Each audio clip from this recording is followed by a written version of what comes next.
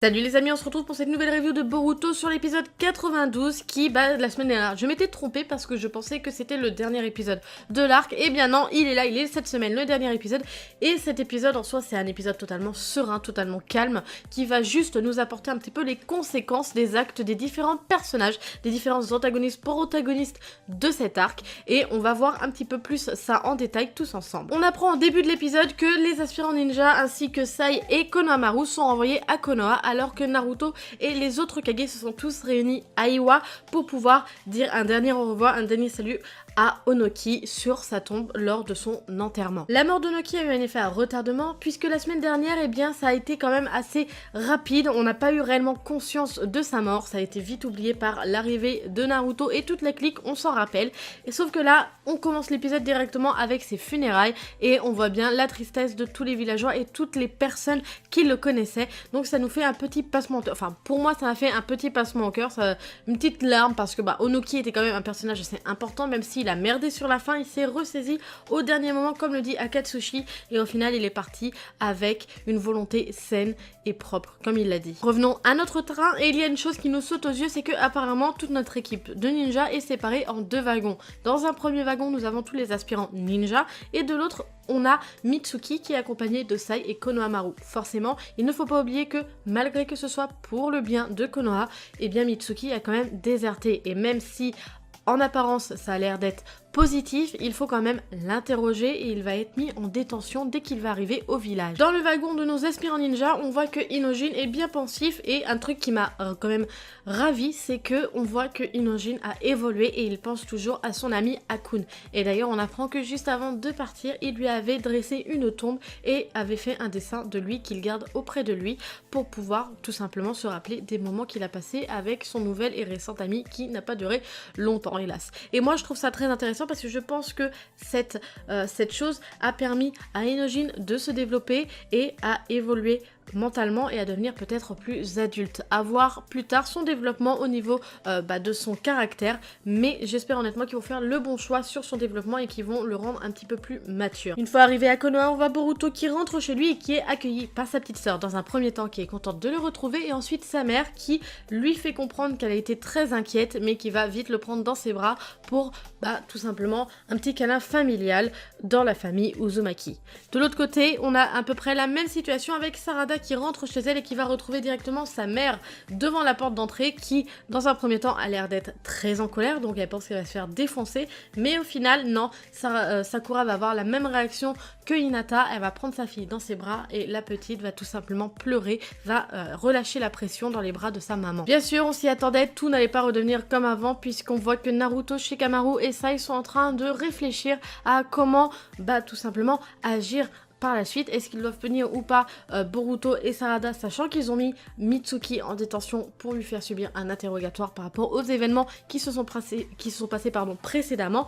Et Naruto, lui, il a un peu les boules parce qu'il ne voudrait pas les punir pour l'acte qu'ils ont fait puisqu'ils ont tout d'abord voulu sauver un ami. Mais Shikamaru le dit bien, ils sont obligés de les punir, ils ne peuvent pas laisser ça comme ça parce que pourquoi passerait Konoha face aux autres villages? Donc ils décident tout simplement de leur retirer le titre d'aspirant ninja et au final ils redeviennent des enfants lambda. Et on va voir une petite partie de l'interrogatoire de Mitsuki où il va avouer que certes il a été au rendez-vous pour pouvoir agir dans le bien de Konoha et donc il les a suivis pour ça, pour pouvoir tout simplement désamorcer la bombe qui a l'air de se présenter à Iwa, mais aussi parce qu'il était curieux et qu'il voulait réellement savoir s'il pouvait avoir des compagnons réellement comme lui qui sont artificiels, qui ne savent pas ce qu'est la volonté, etc.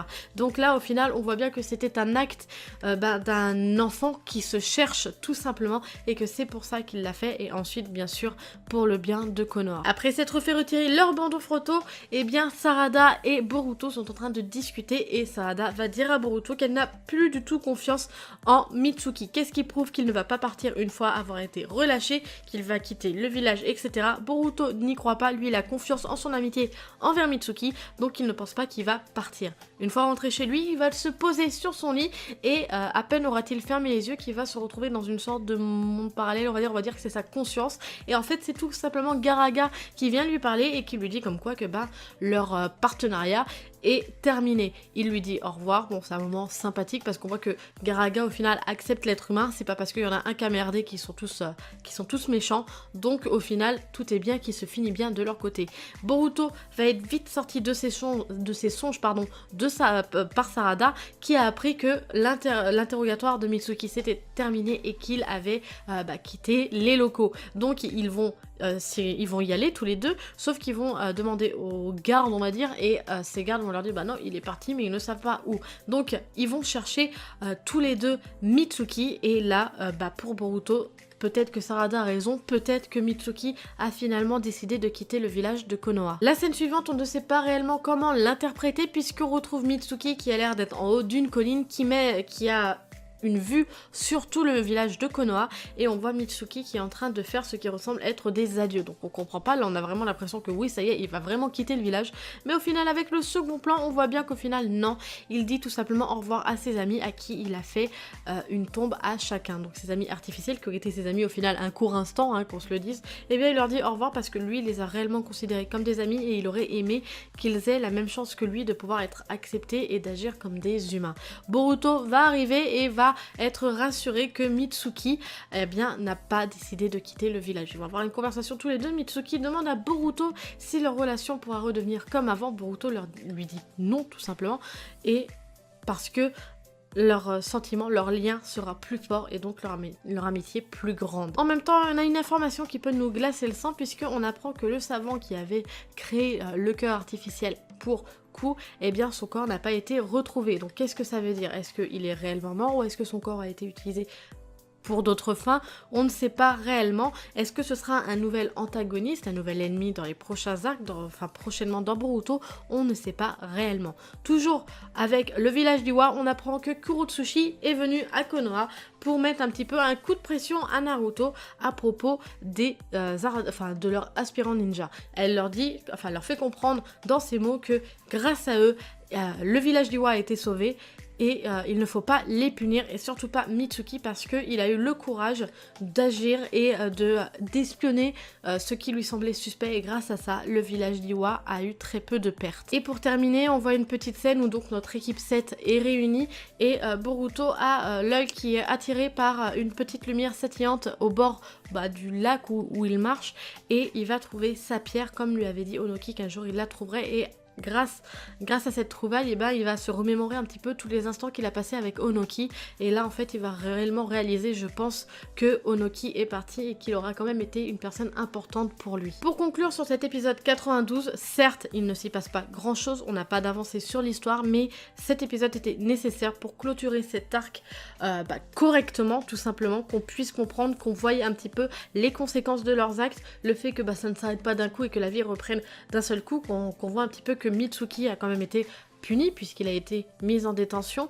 et au final on voit le développement de chaque personnage de cet arc, et c'était très intéressant. Cet arc qui est quand même, on va dire, un hors-série par rapport au manga Boruto, moi je l'ai trouvé très intéressant, même si au début il a été très long à être mis en place.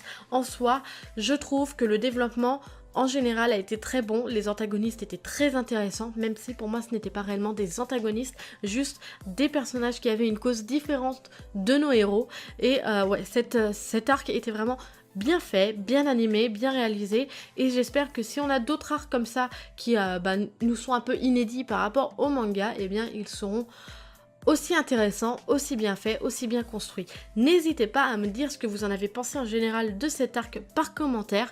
Likez, partagez la vidéo, ça me fera super plaisir, et en plus ça m'encourage à continuer. Et surtout, abonnez-vous à la chaîne si vous voulez avoir la notification pour les prochaines reviews ou même pour les autres vidéos de la chaîne. Sur ce, moi je vous laisse à la prochaine. Tchuss!